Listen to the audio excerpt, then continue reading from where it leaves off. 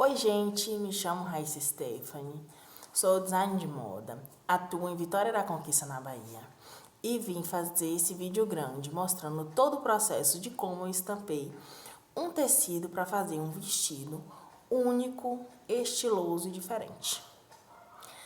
Então, esse vídeo vai ser um vídeo longo, mas vai mostrar todo o processo e eu vou contar toda a minha experiência, que foi fazer a estampa e desenvolver todo o vestido. É isso, acompanhe e até mais. Segue o vídeo. O processo começou na compra das tintas. Eu comprei apenas 3 cores: amarelo, vermelho e marrom.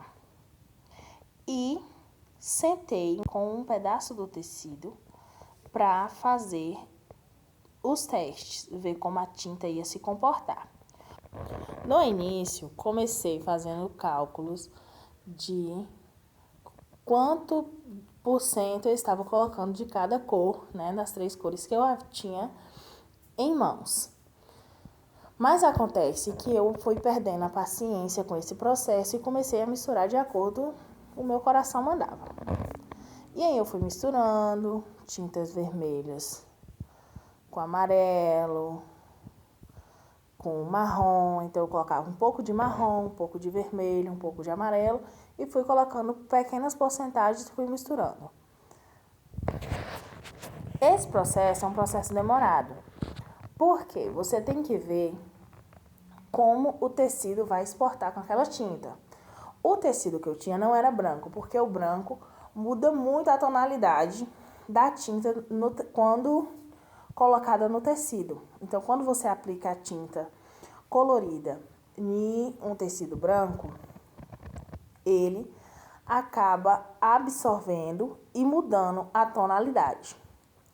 Então, eu decidi ir em comprar um tecido rosinha claro. Mesmo sendo uma cor bem clarinha, mas ela teria um outro comportamento e teria um contraste maior com as tintas que eu tinha em mãos. Eu queria ter uma diversidade de cores, mas eu percebi que no tecido essas cores estavam tendo comportamentos parecidos, ou seja, elas estavam todas escurecendo. E quando elas estavam escurecendo, ficando mais forte no tecido, elas estavam ficando praticamente do mesmo tom. Então, esses tons parecidos, eu acabei misturando eles, misturando e fazendo uma única cor, para que eu tivesse bastante tinta de uma cor só e pudesse pintar. Eu tinha em mãos 3 metros de tecido, então era muito tecido e eu tinha apenas 5 potinhos desses de tinta. Então eu fui misturando, fui marcando, depois eu marquei em cada potinho qual era o número deles, para que eu pudesse ter uma melhor localização de qual cor eu estava utilizando. Fui misturando com muita paciência. Esse processo foi um processo longo e bem complicado. Eu já pintava em tecido e em tela antes, por isso que eu segui o coração. Mas se você for pretender fazer isso, é bom você saber a teoria de cores, né? Saber mais ou menos as paletas, o que você quer e como você quer essa estampa. Porque se a estampa você quiser mais alegre, você tem que usar mais cores mais quentes, mais com amarelo. Se você quiser uma cor mais diversificada, você vai ter que misturar mais tons. Então, você vai ter que ter uma lógica e um pouco de teoria de cores em mãos para seguir. Então, se você não souber misturar as tintas e não quiser fazer esse processo, é melhor você comprar tintas prontas. Porque as tintas prontas, mesmo que elas possam ter comportamentos diferentes, mas se você não tiver essa paciência de misturar, você já vai ter a cor pronta. Então, você vai ter apenas o processo de testar no tecido que você vai utilizar. Eu estava utilizando um tecido de algodão, um tricoline, para que a tinta ficasse melhor. Por quê? Um tecido sintético, ele não vai pegar a tinta como um tecido de algodão, que é um tecido natural. Então, eu usei o tecido de algodão, a tricoline, para fazer todo esse processo. Também foi preciso esperar essas tintas secarem, para que eu visse como realmente elas estavam ficando. Se estavam ficando com um contraste bom, como ela estava funcionando uma próxima das outras. Porque elas não podiam ficar muito parecidas, porque senão ia ficar parecendo que eu pintei de uma mesma cor. E eu queria um contraste.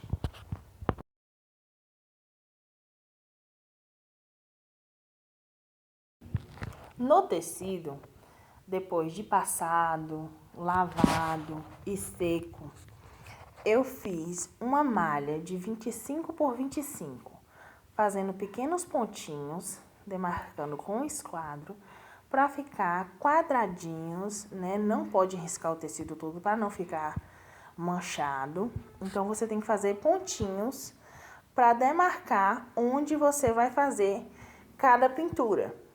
Esses pontinhos, eu reescrevi eles em um papel. Nesse papel, eu fiz tipo um mapa de como eu ia fazer a estampa, para que a estampa não ficasse de forma irregular. Tipo, ela é uma estampa assimétrica, não tem assim uma simetria 100%, né, por ser artesanal, não ser uma estampa digital, mas ela precisava ter uma lógica. Ela precisava ter um mapeamento de como eu ia pincelar. Aí vocês estão vendo como eu comecei. O papel tá aí mostrando como foi feito todo esse processo. Então, a cada pincelada, eu sabia a localização pelo mapa de como... Oi, o mapa. De como eu ia fazer. Então, eu marquei o tecido primeiro com a primeira tinta. E depois é que eu pude ir usando mais o coração. Mas as primeiras pinceladas foram todas demarcadas de forma bem matemática, né? Por ser uma arte, às vezes a gente acha que a gente não vai precisar usar umas contas, uma matemática, uma lógica. Mas é preciso para que fique coerente e fique esteticamente mais harmônico.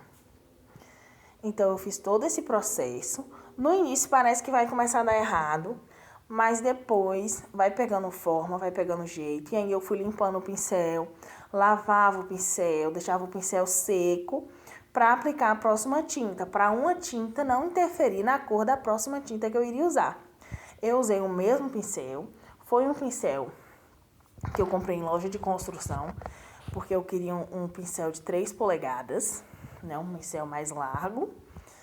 Então, eu comprei em loja de construção.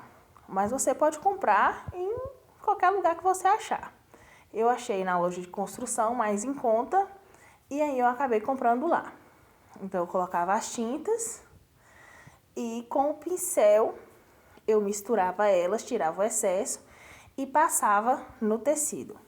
Foi um processo longo, um processo difícil, mas com resultado incrível. Então, você não deve pensar apenas no processo. Você deve pensar que vai ter um resultado bom, é um processo diferente, é uma coisa que vai aguçar a sua criatividade. Então, assim, muito bom fazer isso. Eu estiquei todo o tecido na sala de minha casa, porque a sala era grande e caberia todo o tecido esticado. Mas se você não tiver um espaço para fazer isso, faça com um tecido menor, faça um modelo menor, que não vai exigir tanto tecido. Eu calcei meias também, para não interferir no tecido, não sujar, não marcar com os meus pés. E fui fazendo, né, com muita paciência, uma cor de cada vez. Depois eu repeti as cores, mas primeiro eu fui fazendo uma cor de cada vez. Aí tá vendo o mapazinho, como que as cores estavam misturadas. Colocando a tinta num vidro. Eu utilizei o vidro porque o vidro, além de ele ser uma superfície lisa, ele não segura a tinta de tecido. Então, era bom para limpar e utilizar de novo como um godê. Mas se você tiver um godê grande, não precisa utilizar o vidro. Mas o vidro é bom porque as tintas não seguram nele. Então, eu passava um pano e ele limpava e eu podia utilizar ele de novo. Aí, eu tô mostrando como eu fazia, né? Misturava a tinta, tirava o excesso e ia pro tecido.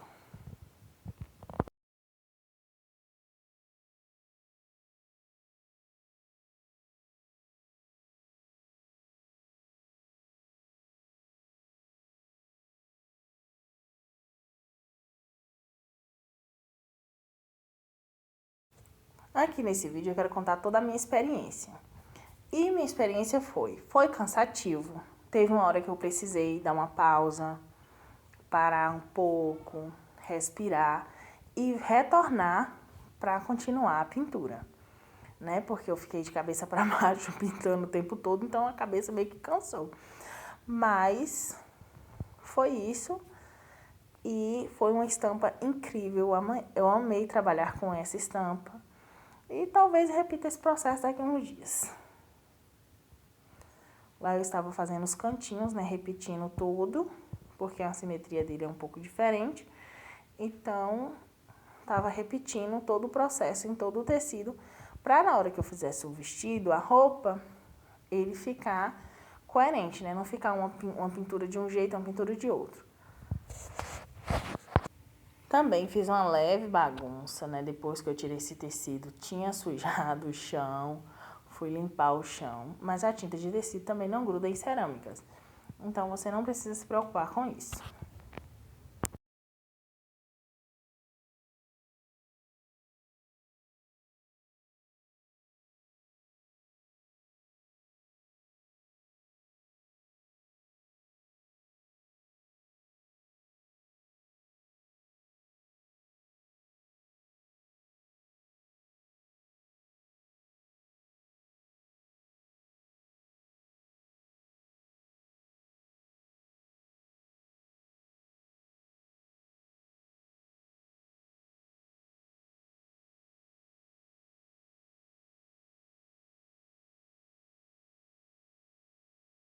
E esse é o resultado da primeira parte da estamparia. Né, como ficou as pinceladas, eu queria essa textura, então não foi uma coisa que ficou mal feita, foi pensado para ficar com essa textura, então você percebe-se que tem a textura. Então, depois desse resultado, vamos para outra parte, que é desenhar o croquis. Eu já tinha feito um desenho como guia de como eu queria o vestido, mas eu ainda não havia feito no croquis para saber mais ou menos como realmente ficaria. Então, eu comecei a desenhar mais ou menos como eu queria o corset, como eu queria o franzido, onde eu queria tudo. E fui fazendo, né? Depois de desenhar a bonequinha, fui desenhar o vestido. Com muita paciência, com muita calma. Tendo-se que esse vestido é um processo, não é uma peça industrial, não é uma peça para vender em escala. É uma peça única que vai servir para mim, para meu portfólio e para mostrar para vocês a minha dedicação e o tanto que eu amo trabalhar com moda.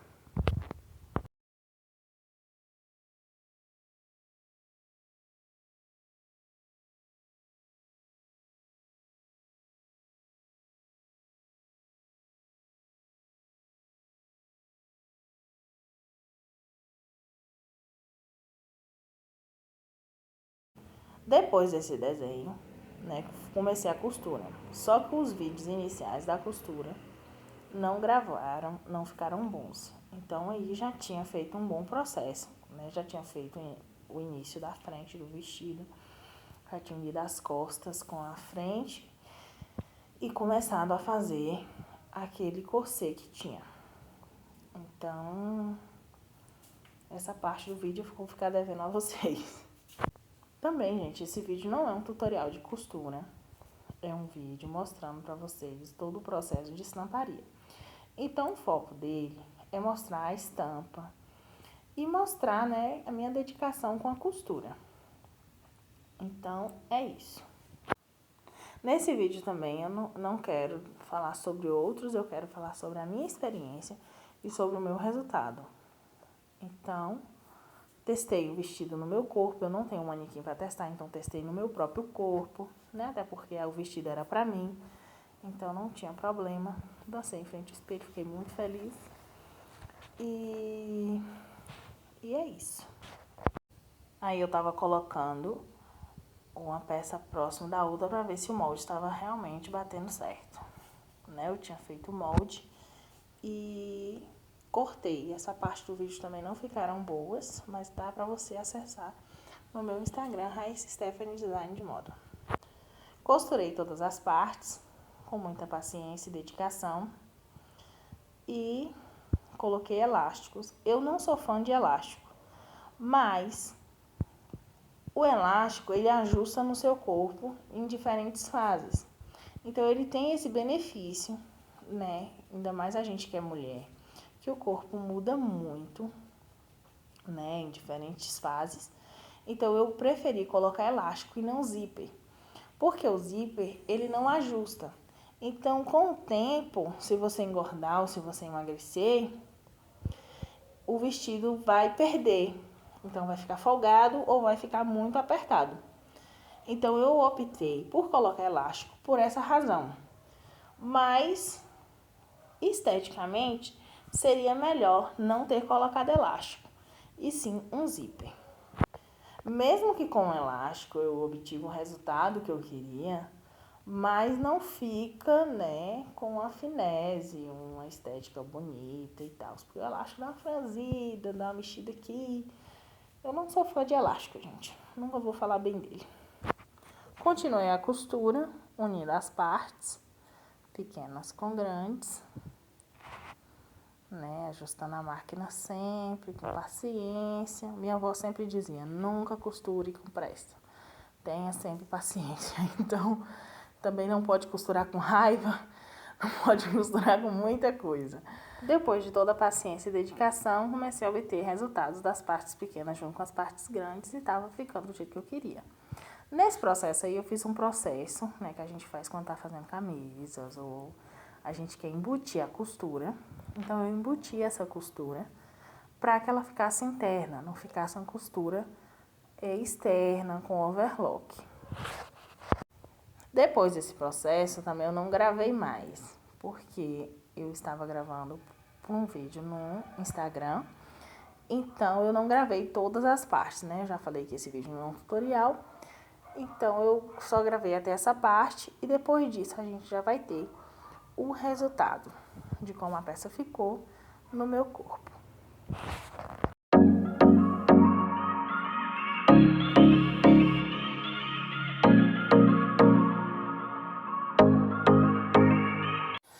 Muito obrigado quem assistiu até aqui. Muito obrigada mesmo de coração. Deus abençoe todos vocês. Se você tentar fazer um vestido parecido ou se inspirou você a construir uma peça única, deixe aí seu comentário. Muito obrigada e até mais.